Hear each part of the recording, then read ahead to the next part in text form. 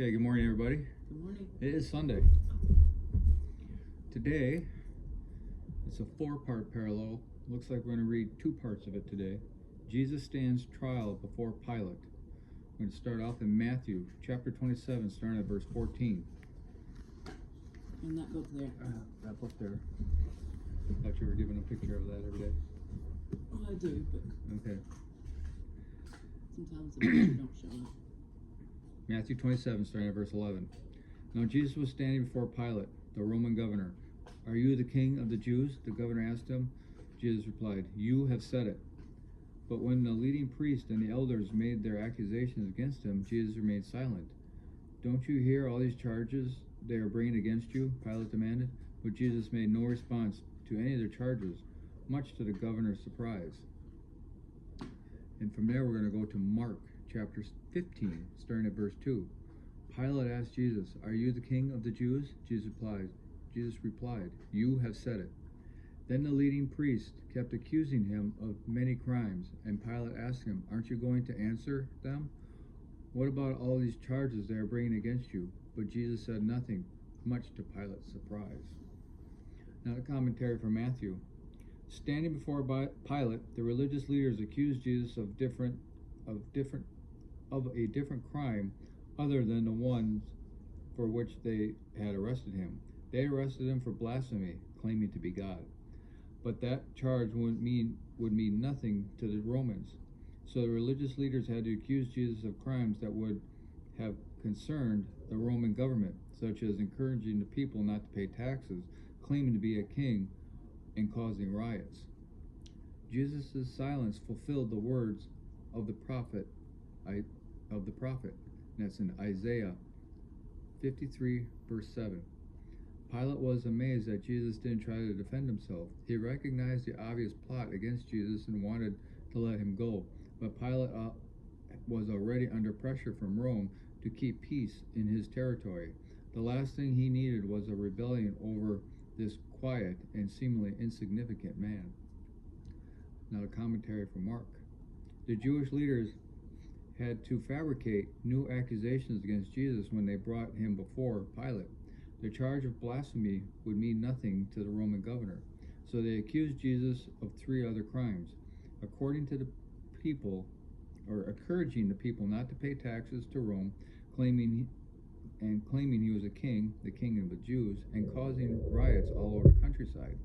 Tax evasion, treason, and terrorism all would be cause for Pilate's concern. See also Luke chapter 23, verse 2. These accusations were not true, but the religious leaders were so determined to kill Jesus that they were willing to lie in order to do so. Why didn't Jesus answer Pilate's questions? It would have been futile to answer, and the time had come to give his life to save the world. Jesus had no reason to try to prolong the trial or to save himself. He was the ultimate example of self-assurance and peace, which no ordinary criminal could imitate. Nothing would stop him from completing the work he had come to earth to do. Again, Isaiah 53, verse 7.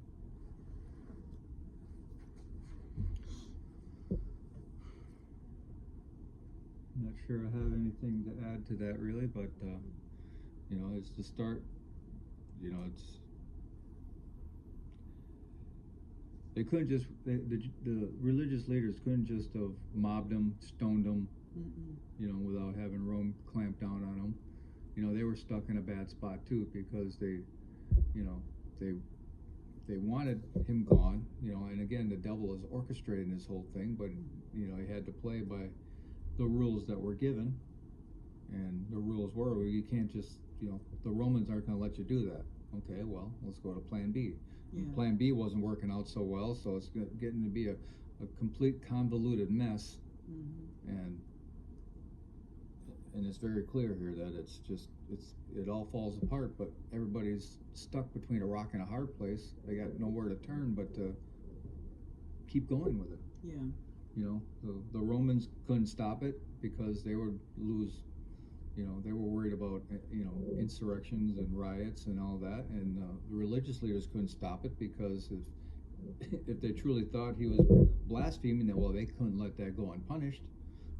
But they couldn't kill him because the Romans were there, and the Romans couldn't stop it because, Right. they were afraid of their superiors in Rome. So it was, and again, God planned this from the beginning, knew this was all going to happen. Since Yeah. before the foundation of the earth, and it's just interesting to see how it plays out, where everybody's just got their own role to play, and nobody can back out of it. Even if they wanted to, they can't back out of it.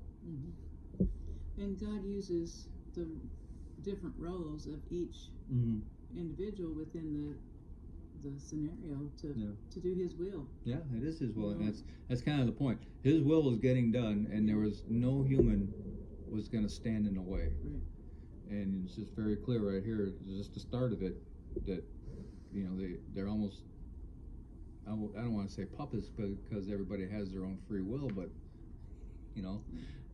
they're backed into a corner of their own doing.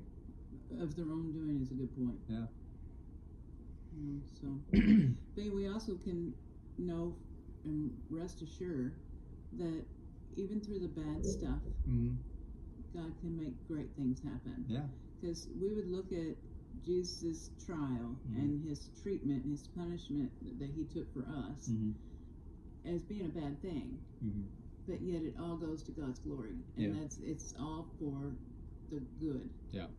And so think about our own lives and the things that we go through, but it's all for God's good.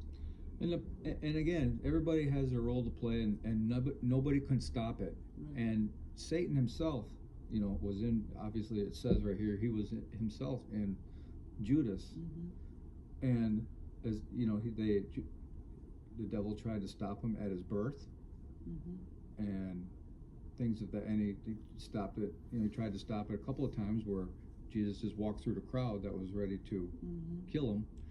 But really, ultimately, if Satan had just had stopped right here and not allowed it, and just let Jesus live his life and die an old man, rather than just be so vengeful and need this to get done, that would have stopped everything. But he was stuck by his own doing of his own pride and jealousy, that he couldn't stop it either. If you just really think about it, if the devil had just laid his hands off and said, "Okay, I'm not getting involved. We're just going to let this go," and not incite anything, none of this would be playing out right now. But because he is so jealous and hates God so bad and he knew it was going to happen, because God told him what was going to happen in the beginning in the garden. He knew this. He knew, still had the prideful belief exactly. that he's better than God, exactly. So he knew exactly what was going to prideful happen, belief yet he carried on with it anyway, because he's so blinded with rage that he couldn't help himself. And again, that was his own doing. And God does that. He lets his hands off and says, "Okay, this is what you want. This is what you're going to get, but it's still going to be my will that's going to get done." Yeah. Not my will, but God's will is saying, Right. it's still going to happen. It's incredible just the way everything comes around and happens the way God said it was way back when. And it's ironic that those who try to disprove the most end up just proving the most. Yep. Okay, well, we have two more sections of this, and there is a picture, so we'll have that as well. Okay, well, hope everybody has a glorious day, and we'll talk to you later.